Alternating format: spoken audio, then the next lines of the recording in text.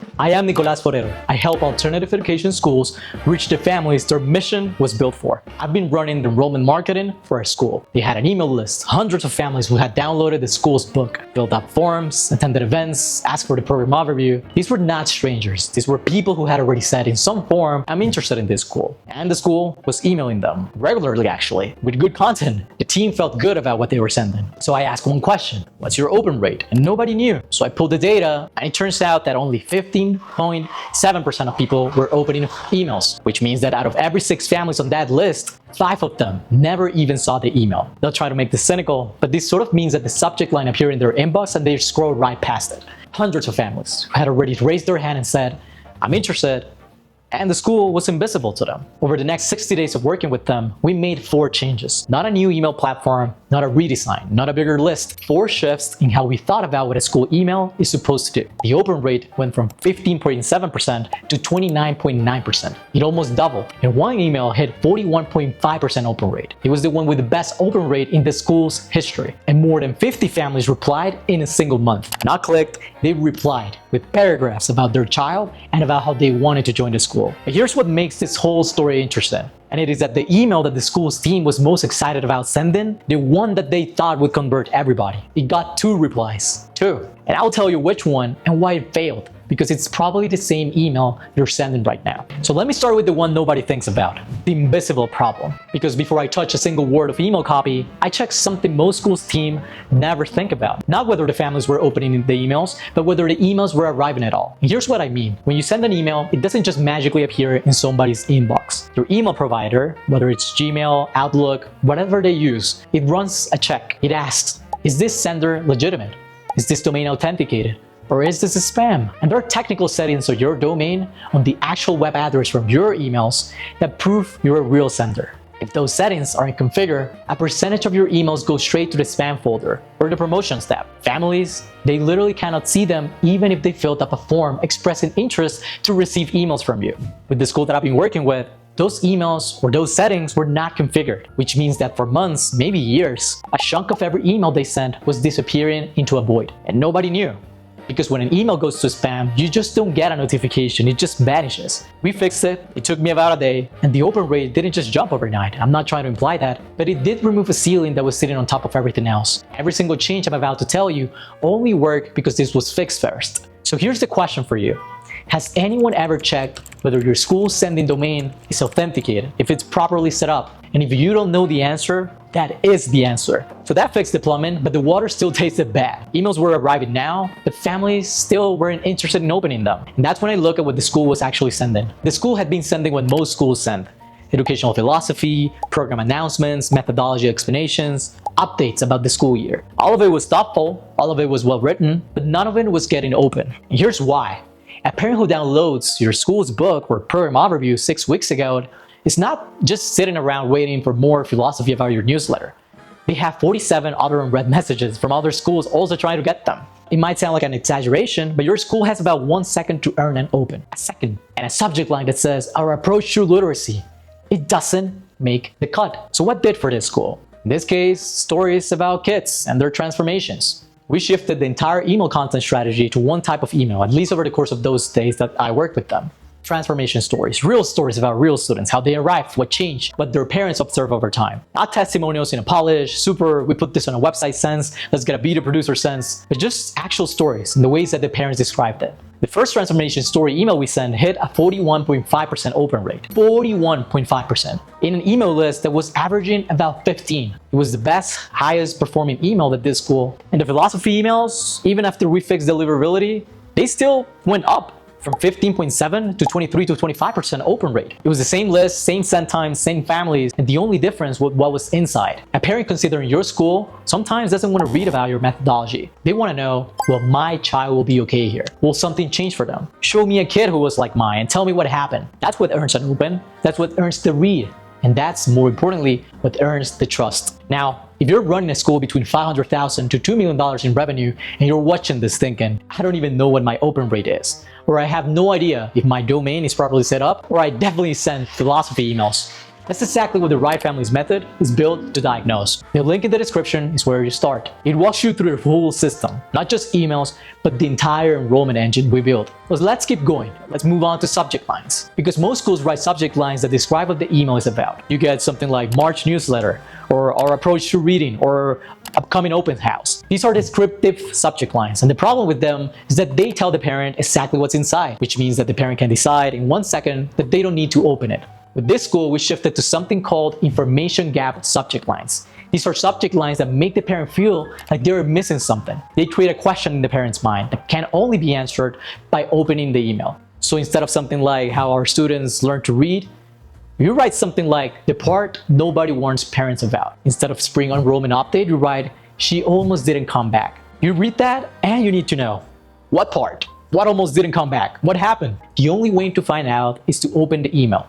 And the difference with these type of subject lines, it's massive. The information gap subject line was the one that hit 41.5%. The worst descriptive subject lines on the same list, they still got 23-25% after the deliverability fixed. If you compare the best ones to the worst ones, that's a 77% gap. And again, it's the same families, the same content quality inside. We sent them at the same scheduled time, and the variable that shifted was the subject line. It went from describing a topic to creating a question.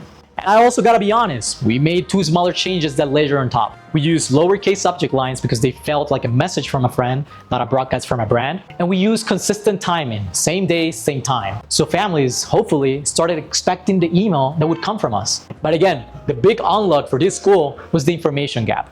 Stop telling people what the email is about and make them feel like they're missing something. So at this point, we had emails arrive, content people cared about, and subject lines that earned opens. The last piece was what we actually ask families to do when they open. Because here's what most enrollment emails do. They build some interest, they warm the parent up, and then at the bottom, there's a link.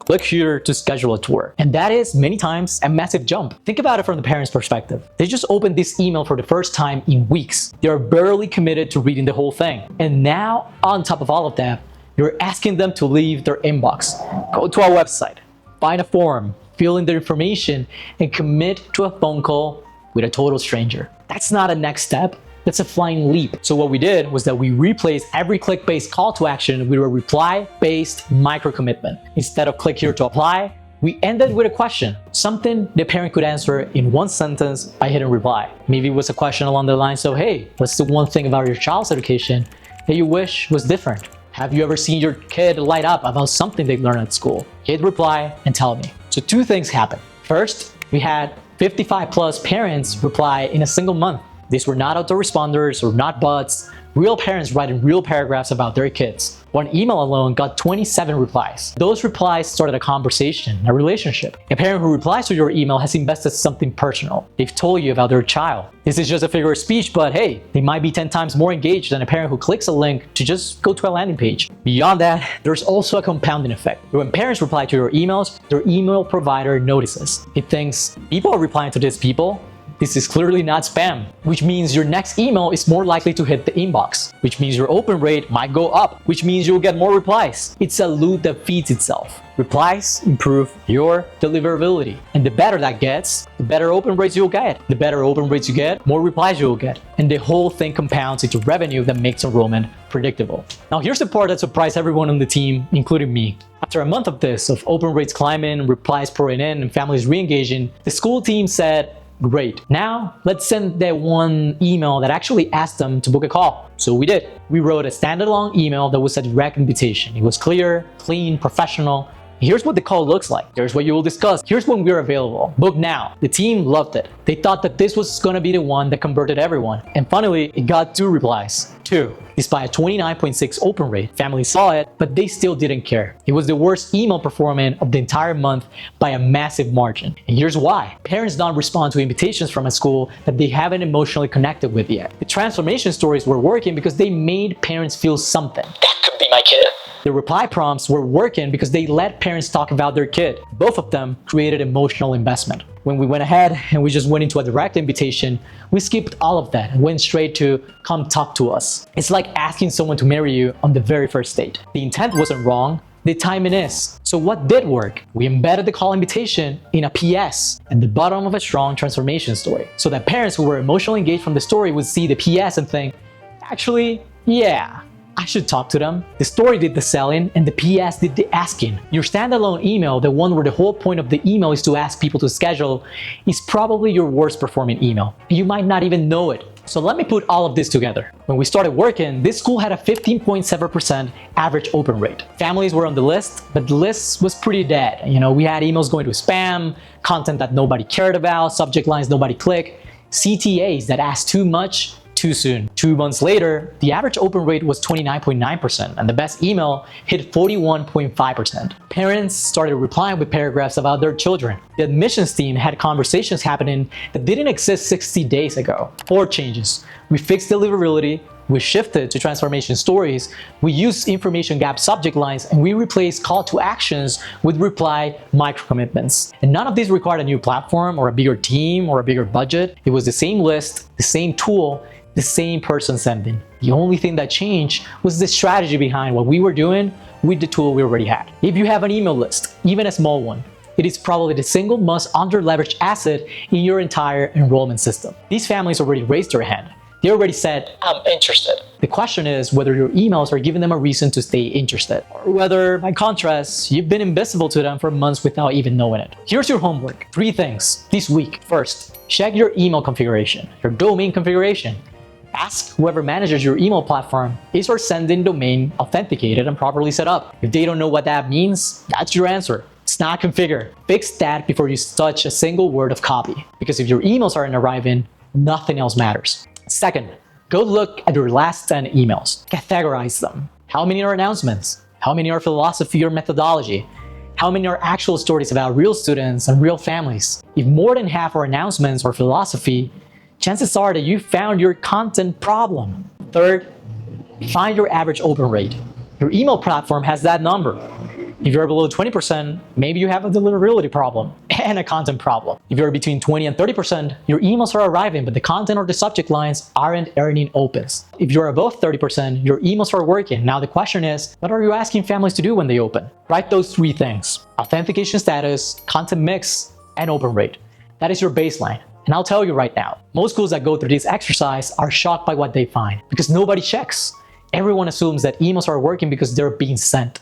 And sent is not the same as being seen. If you're running an alternative school, Montessori, Waldorf, classical, micro school, whatever your model might be, and you're between $500,000 and $2 million in tuition revenue, and you know your email list could be doing more, but you've never had someone actually diagnose where the leak is, that's exactly what the Right Families method is built for.